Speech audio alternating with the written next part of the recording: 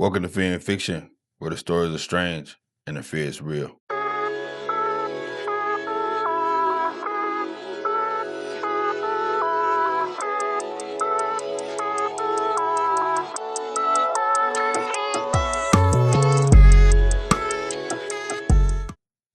What's going on, Fear and Fiction family? We're back. Hope everybody's doing well. I want to thank each and every one of you for your continued support. It means the world to me. The channel's growing so fast, and I just want to take the time to thank each and every one of you. Today, we're going to do some dark history stories. These neighborhoods might be places you've heard of. Some of you maybe haven't. Hope you enjoy the stories. Now let's get into it.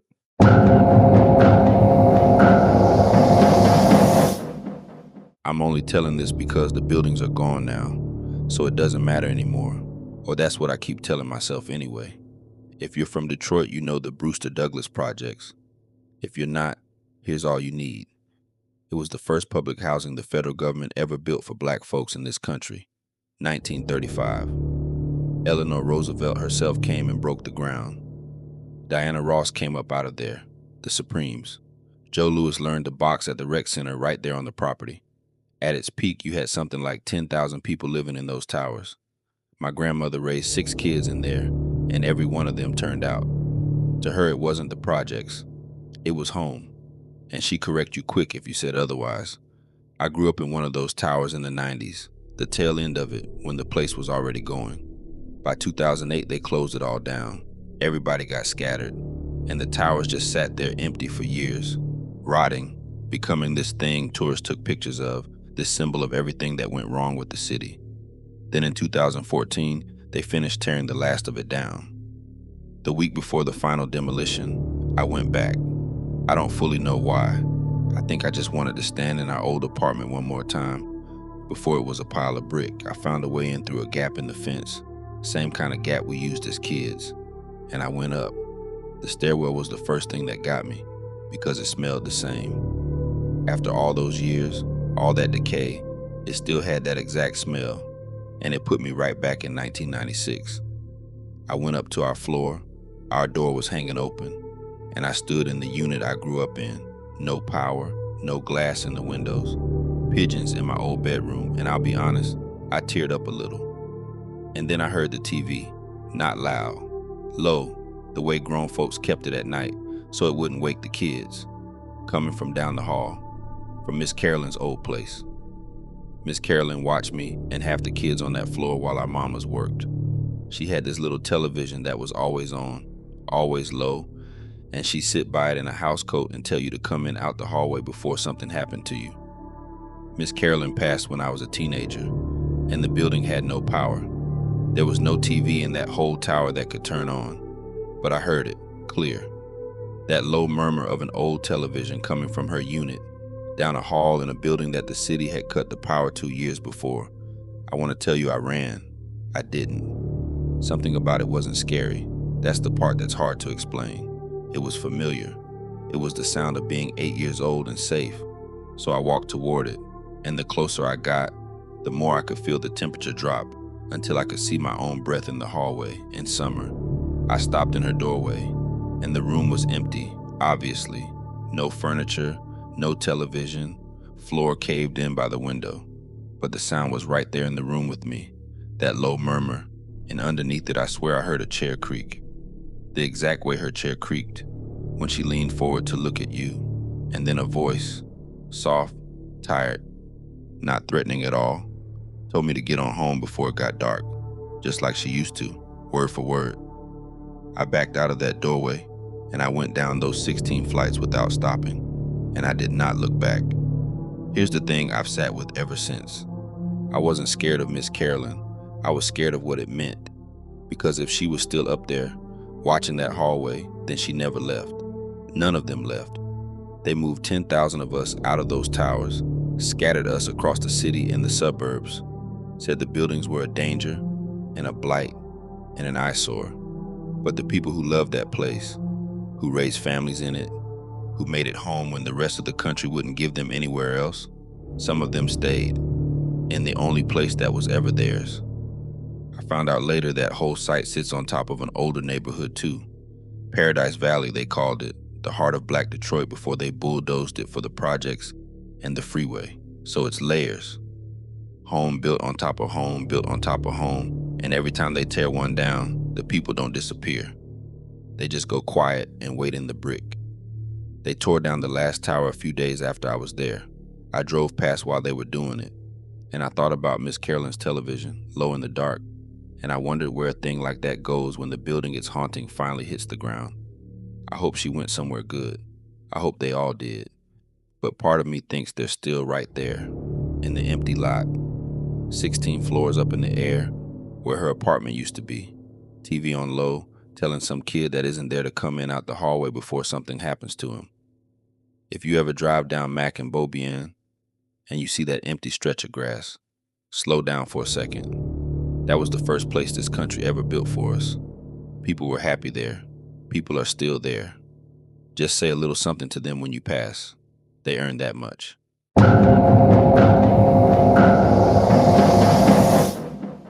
My grandmother worked roots. If you're from New Orleans, you know what I mean. If you're not, the short version is she was the lady people came to see when the doctor and the preacher couldn't fix it. Candles, herbs, prayers, the old ways. She lived in Central City her whole life, right off Dryades, and she did not play about the spirit world. She always told me I had a little of the sight too, and I always told her she was being dramatic. I don't tell her that anymore. Central City is one of the oldest Black neighborhoods in the city. Jazz came up out of there, the Dewdrop Inn was right there, and sitting in the middle of it was the Magnolia, the C.J. Peet projects, built back in 1941 as some of the first federal housing in the country for Black families. Bounce music was born in those courtyards. Whole families came up in there for 60 years. Then after the storm in 2005, the city tore the Magnolia all the way down, said it was for recovery. Folks in the neighborhood knew what it really was. My grandmother went to every meeting trying to stop it, not because of the buildings, because of who was still in them. She kept telling people, you cannot just bulldoze a place where that many people lived and loved and suffered for 60 years and expect them all to leave politely. She said some of them couldn't leave even if they wanted to, and the city did not exactly have a relocation plan for the ones who were already gone. So a couple weeks before the demolition, she had me drive her over there at night. 70-some years old, walking the edge of that fenced-off project with a candle and a paper bag of who knows what, and me trailing behind her feeling stupid and scared at the same time. And that's the night I stopped telling her she was dramatic, because I saw a girl. She was standing in one of the courtyards behind the fence in the dark, maybe 16, old-fashioned dress, the kind you see in a photo from way back, and she was just standing there in the grass between two of the buildings looking at us. My grandmother saw her too, didn't flinch, just lifted her candle a little and started talking to her, soft, like she knew her. I asked Grandma who that was, and she told me something I've never forgotten. She said that girl had been in that spot longer than the Magnolia had been standing, that before the projects, before 1941, there were houses there, a whole little street, and the city wiped it off the map when they built and expanded the complex. Streets that just stopped existing. People who used to live on them with nowhere to go in the records, nowhere to go in the dirt. And that girl was from one of those erased streets. She'd been standing in that same patch of ground while they built the projects up around her, and now, while they tore them down on top of her. Grandma asked her name. I didn't hear how she heard it back, but she got it. She said the girl's name was Adeline, and she said Adeline wasn't haunting anybody. Adeline was just waiting for one single person in over 100 years of people walking past to know she'd been there, to know that her street was real, that she was real. So my grandmother stood at that fence, and she said it out loud. She said, Adeline, I know you were here. I know your street was here. I know they built over you twice, and nobody asked. You are not forgotten. And then she did her prayers, lit her candle down by the fence, and we left it burning there in the grass. I looked back as we drove off. The girl was gone. And the air, which had been so cold I could see my breath in the middle of a New Orleans summer, was just warm, wet city air again. They tore the Magnolia down a couple weeks later. built something new and nicer on top of it the way they do. Different name, different people. And almost nobody who walks through there now has any idea there were courtyards there, or a project there, or a little street called something before that, with a girl named Adeline living on it. But I know. My grandmother made sure I know. That's the whole point of the work she did. I understand it now. It was never really about candles and herbs. It was about being the one person who remembers.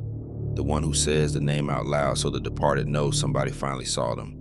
My grandmother passed 2 years ago, and I do the work now. People think it's strange, a young person into all that old stuff. But somebody has to be the one who remembers. Somebody has to drive over to the places this city paved over and say the names into the dark. Adeline, I know you were here. We still know.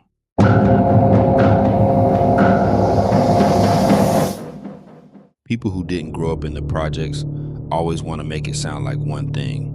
All bad, all scary, all sad. And it could be all of those. But it was also home. And there were good people in it, and I get protective of it even now, even after everything. So keep that in mind while I tell you this. I came up in the Robert Taylor homes on the south side. If you don't know it, at one point it was the largest housing project in the entire country. 28 buildings, 16 stories each, running 2 miles straight down State Street. Something like 27,000 people lived packed in there. A government man once stood up and called it the worst public housing in America. We just called it where we lived. The number one fact of life in those buildings was that the elevators did not work. 28 high-rises, 16 floors, and you were walking. We lived on the 16th, top floor, so I climbed 16 flights every single day of my childhood in the stairwells, which is its own story, because the stairwells were where everything happened, good and bad.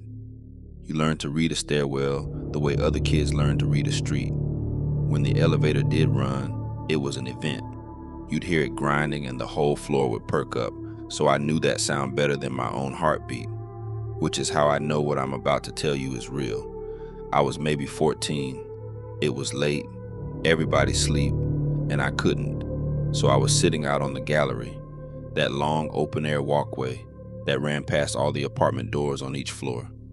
16 floors up, looking out over the whole south side. Lit up at night, quiet. And then I heard the elevator turn on, grinding, climbing, and I'm counting the floors out of habit the way you do, listening to it pass each one, and it's coming up, and it does not stop. It comes all the way up to 16, my floor, the top, and the doors drag open, and nobody got off. I'm sitting there 15 feet from it, staring into an empty, lit-up elevator car at 2 in the morning, and the doors just stay open, waiting, like it came up for somebody, like it came up for me, and the temperature dropped. I felt it roll down the gallery, like somebody opened a freezer. In Chicago at night, that's not unusual, except this was the wrong kind of cold, the kind that has weight to it, the kind that feels like it's paying attention to you. Then I heard a kid laugh, behind me, down the gallery.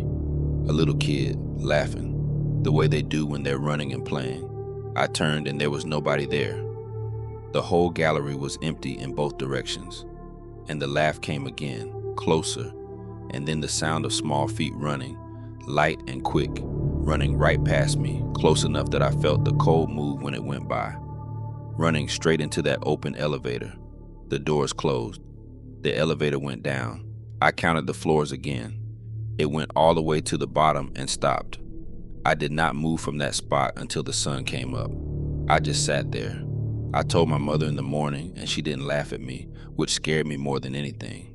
She got quiet, and she told me a child had gone off one of the upper galleries in our building years before we moved in.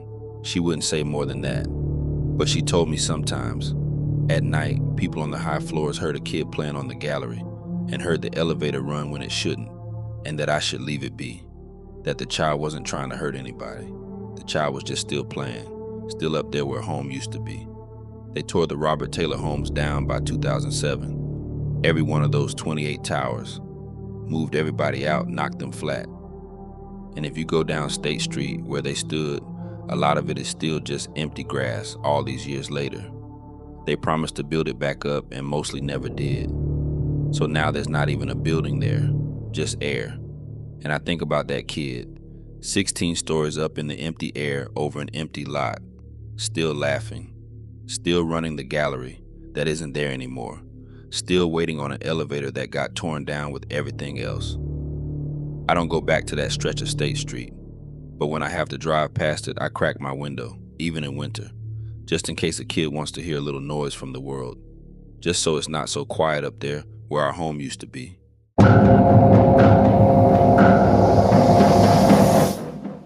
I grew up in Orange Mound, in Memphis, and I was grown before I understood what I'd actually grown up on top of.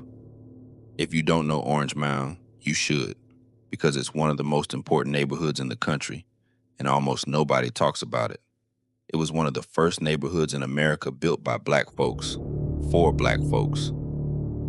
1890, a time when we couldn't own much of anything anywhere.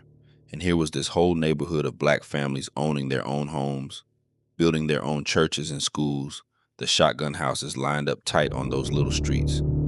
People used to call it the Black Harlem of the South. My family's been in the same house there for 3 generations. Here's the part they leave out the brochure, the part I had to learn on my own. Before it was Orange Mound, that land was a plantation, the Dederick Plantation, thousands of acres. And enslaved people lived and worked and were buried on that ground long before anybody built a single one of those shotgun houses on it. So when they sold those lots to black families in 1890, they were selling them land their own people had been held on in chains a generation before. The neighborhood is literally built on top of it. I didn't know any of that the night this happened. I was a teenager. I'd snuck out, cutting through the back end of the neighborhood where there's a low spot, an empty field that nobody ever built on, just weeds and an old fence line. Everybody in Orange Mound knows that field. Kids dared each other to walk through it. Grown folks took the long way around it without ever really saying why. I was halfway across it when I heard the music. Not from a house, not from a car, from the field itself. Old music, the kind you can barely make out, like it was coming up through the ground. A guitar, and somebody humming low over it, the kind of tired humming a person does when they're working and trying to keep themselves going. And it was coming from everywhere and nowhere at the same time, the way the New Orleans folks talk about, except this was a field in Memphis with nothing in it. I stopped cold, and the air got heavy and cold the way it does right before a bad storm, except the sky was clear. And out in the middle of the field, where there had been nothing a second before, there was a man, older, bent over like he was working something with his hands. Dressed wrong for now, dressed for a long time ago. And he was the one humming. I could see his mouth moving with it. He lifted his head and he looked right at me. And he didn't look angry. He looked tired, bone tired, the kind of tired that goes deeper than one lifetime. And he said something to me across that field. Plain as day, no fear in it, just fact. He told me I was standing on his people. He said it just like that. You standing on my people, son. And then he went back to humming and working, and the longer I looked, the harder he was to see, like he was sinking back down into the field until there was nothing out there but weeds again and that music fading down into the dirt. I ran home. Didn't sneak back out for a long time after that. I told my great-grandmother, because she's the only one old enough and unbothered enough to tell the truth about that field, and she just nodded like I told her it might rain. She said that field is where the old burying ground was, not the neighborhoods, the plantations, the people who were held there and worked there and laid down there, way before our families ever bought a single lot. She said the city never marked it, never moved it, never did a thing for it. They just built a black neighborhood around the edges of it and left those souls right where they were, with no stone, no name, no nothing. She told me the humming man works that field because that's what he was doing the last time anybody alive thought of him as a person instead of property. And she told me he's not there to scare children. He's there because nobody ever told him he could stop. Nobody ever said his name over that ground. Nobody ever set him free. I'm older now, and I've done some reading, and the history checks out, all of it. The plantation, the burying ground nobody marked, and it sits there still, this empty field in the middle of the proudest black neighborhood in America, holding the very people whose stolen labor built the wealth that the whole rest of the city stands on. Mound put up markers and murals for the families who built the neighborhood as it should. But there's nothing out in that field for the ones who were there first, in chains, who never got a name on a stone. So now when I go home, I walk out to that field on purpose. I stand at the fence line and I hum a little back. And I tell them I know they're there. I tell them I know they were people. I tell them somebody finally said it out loud. It's not enough. I know it's not enough. But it's more than this country ever gave them. And the man hasn't looked at me tired since. Last time, I'd swear he almost looked like he could rest.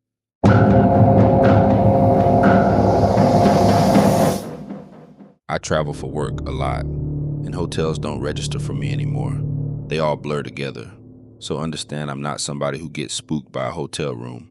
A hotel is just where I sleep between meetings. That's the only reason this got under my skin the way it did, because I had no story in my head going in. I just booked the cheapest decent room downtown and went to sleep. The place was called the Ellis. Good reviews, good rate, looked clean and modern in the pictures. I booked it in about 90 seconds. I did not look up one thing about the building. Why would I? I check in around 9, wrecked from a full day. Room on the 4th floor, order a little food, watch nothing, in bed by 11, and I slept fine. Completely normal. No bad feeling, no cold spot, nothing. Until 2:15 in the morning, I got ripped out of my sleep by the loudest fire alarm I have ever heard in my life. Not a polite little chirp. The full building, get out right now, screaming kind. The kind that has you up and moving before your eyes are even open. I'm grabbing my phone, my wallet, my keys, heading for the door, brain locked on one word, fire, go. But at the door, I stop because something is off. I don't smell smoke. I don't hear anybody. No door slamming, no footsteps, no voices, nobody else moving at all. Just this alarm screaming through the whole building and otherwise total quiet. I open my door and the hallway is empty, completely. No guests, no staff, nobody evacuating. So I figure everybody's already out and I'm late. And I head for the elevator, which I know you're not supposed to do. But I wasn't thinking. And the whole way I still smell nothing, see nothing. I get down to the lobby and it is empty too. Front desk, nobody. No security. Nobody outside on the sidewalk. Just me, alone, in an empty hotel with an alarm tearing through it. And that's when I heard the screaming. Not from inside the hotel exactly. From the building itself. From the walls somehow. People screaming, a lot of them overlapping the way a panicked crowd does. People in real terror, coming from everywhere at once, all around me, like the building was remembering something out loud and couldn't stop. I ran, straight out the front doors. And as I went through them, the screaming got louder, and I could make out words. People yelling for help, yelling for somebody to please help them. And then I'm out on the sidewalk in my pajamas at 2 in the morning, and I turn around and look back at the building, and there's nothing. No fire, no smoke, no trucks. Just the hotel sitting there quiet now, except for that alarm still going somewhere deep inside it. Fire department finally showed up 10 minutes later, went through the whole place. No fire, no reason the alarm went off. The manager came down apologizing, calling it a malfunction, saying it had never happened before. I didn't even go back up to my room. I checked into another hotel that night and still couldn't sleep because I could still hear them. The next day, I finally looked the place up. The thing I should have done before I ever booked it. The Ellis used to be called the Wine Cough, and in 1946 there was a fire there, the deadliest hotel fire in the history of this country. The building was packed, and there were no sprinklers, no fire escapes, no real way out for most of them. 119 people lost their lives. 119. And the fire started at approximately 2:15 in the morning. 2:15. The exact minute my alarm went off, to the minute. I sat with that a while, and then I did something kind of crazy. I called the hotel back and asked for a manager, and I didn't tell him what happened to me. I just asked, straight out, has anybody ever reported anything strange at the property? And he went quiet, real quiet. And instead of answering, he asked me why I wanted to know, which is an answer all by itself. So I told him, and he leveled with me. He said it happens. Guests report screaming. report this heavy dread out of nowhere, and more than a few have reported the fire alarm going off at 2:15 in the morning with no fire and no malfunction anybody can ever find on random nights. He said they've had techs go through every alarm in that building. They test fine during the day, and then at 2:15 some nights they just go. I asked him why they don't warn people, and he gave me the honest answer. Nobody wants to book the haunted hotel. Most nights nothing happens, so they just don't bring it up. But it happened to me. And I'm telling you, that building is not right. Not evil, I want to be clear. I didn't feel evil there. I felt grief. I felt panic that wasn't mine. 119 people got trapped in a building in the middle of the night with no way out. And the last thing they ever felt was that terror. And somehow that terror is still in there, still going off at 2:15, still trying to get somebody, anybody, to notice. And the part that stuck with me most is that almost everybody walking past that building today has no idea. They see a nice hotel with a good rate.